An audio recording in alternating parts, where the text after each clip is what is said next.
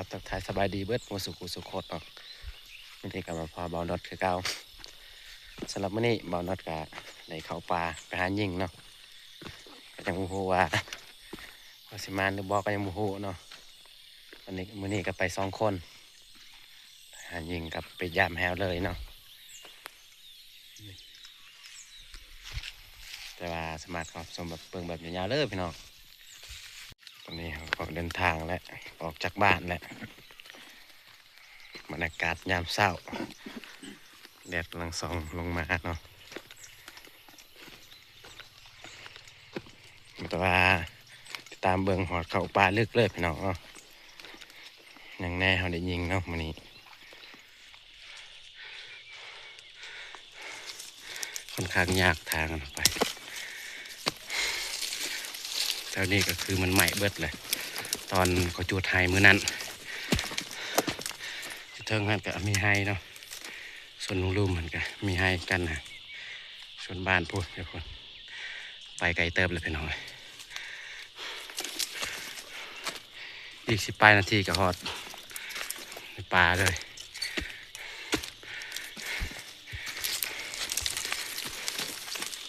ตอนนี้ก็มาฮอดในป่า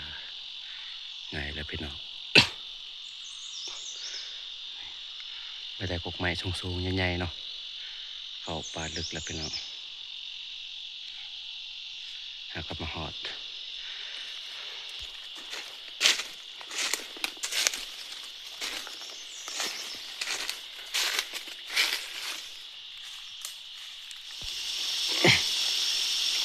มาฮอดบอลผักเก่าเนาะพี่น้อง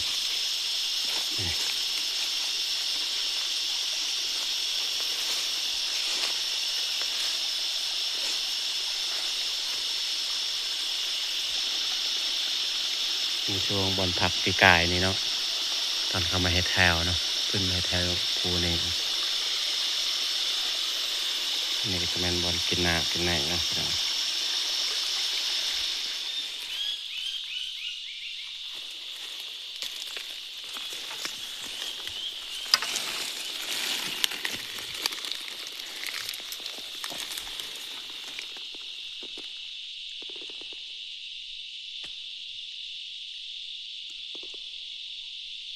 ได้นกตัวหนึงเลยพี่น้องกำลังได้นี่ได้ยิง2 ตัวเลยพี่น้องนกโดเนาะ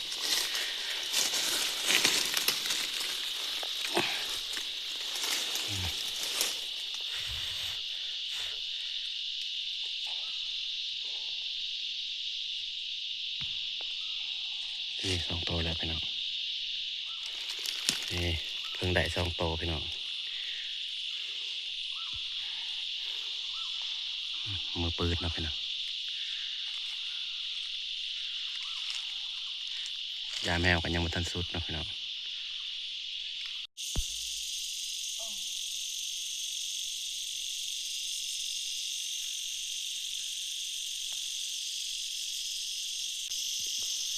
บอลกกไม่ไปขันนกบ่ได้ยิงแล้ววันนี้ก็ไม่เบิดแต่ป่าไม่ไปคันนี้เนาะนี่เห็นบ่พี่น้องช่วงนั้นนี่6คันนี้นี่แถวมักใหม่ตัวคอยถ่ายยิงนกมันนั่นนี่บรรยากาศในมื้อนี้ก็มันครึ้มเนาะพี่น้องเหมือนกับว่า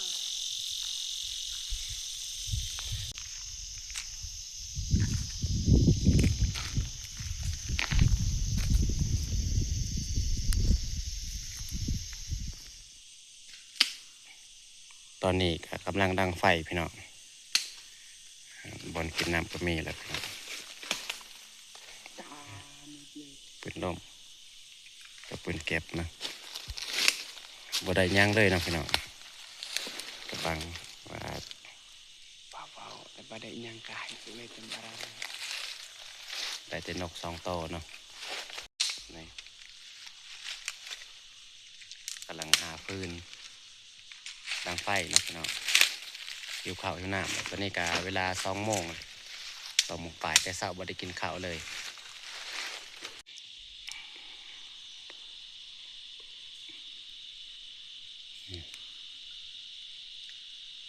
เข้าป่านี่เงียบสงบเนาะพี่น้อง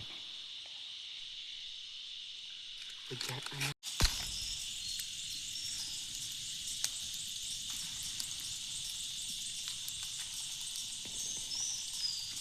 เอาตีไอ้เชียงล้าขายนะตากก็เนี่ย ได้หรือบ่น้อยตากเฮ็ดก็สิให้ตากดาวนี่เฮ็ดหยอกนี่หยอกนกนะพี่น้องใส่กระบัง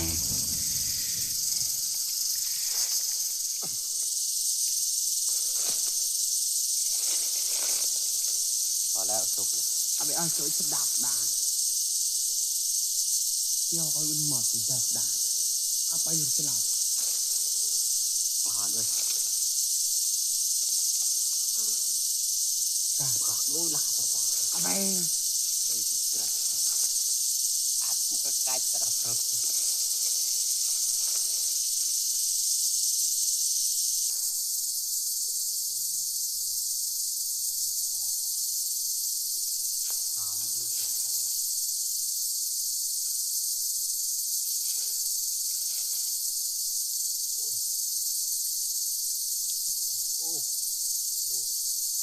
เอาเบิดเลยเอาละสิ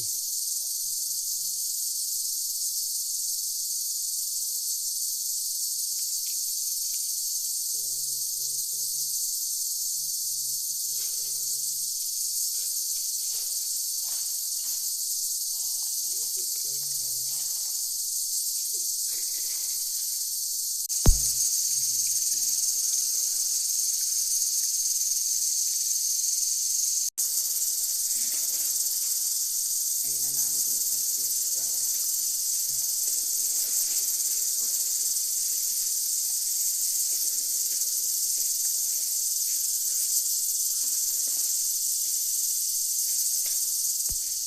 นี่ ใส่ใบไม้เนาะพี่น้องชอบใส่ใบไม้เพราะว่ามันมีถ้วยนะข้าวปลานี่โอ้น้ำเต็มเลยนะนี่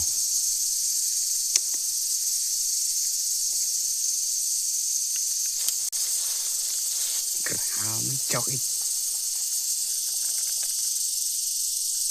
ทอกเลยทอกเล ไอ้ ย จะไอ้ดา ผมเป็นยังทอกเลย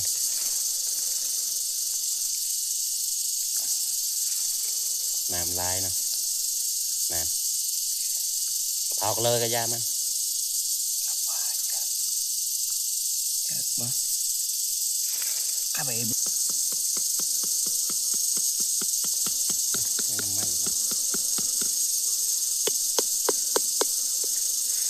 เกลือนะพี่น้อง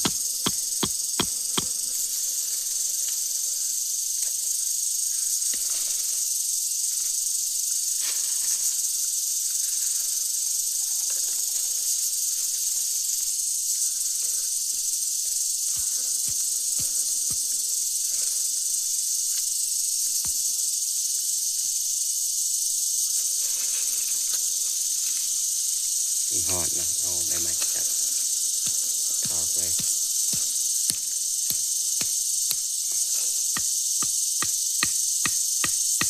ติ้วใจ พาเลยพาเอาพาเลยบัง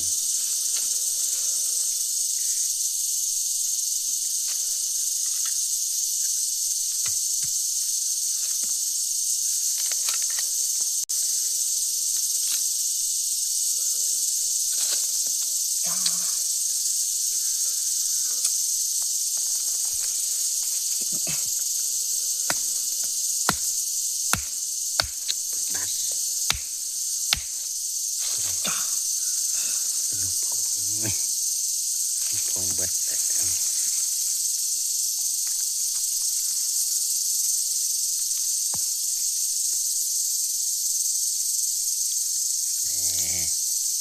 พี่น้องเบิ้งเลยติดอยู่เบิ้งลองแซ่บใช่ไหมน้องเอ้ยใส่ก็พักไอ้เดือดเมื่อกี้นี่ ปล่อยมันหมดบ่ใจ นี่กำลังสีเกมกินข้าวเลยพี่น้อง ไอ้ลำจาง กินข้าวพี่น้องเลย มีแจวนำเนาะนี่ตับหน่อยแซ่บเลย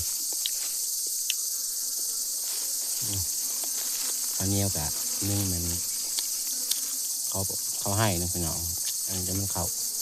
ซื้อมาจากตลาดเนาะ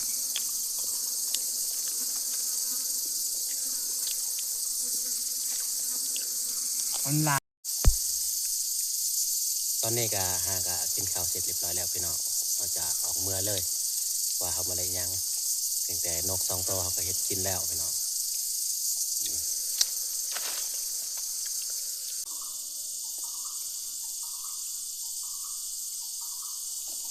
ตักใส่กระบัง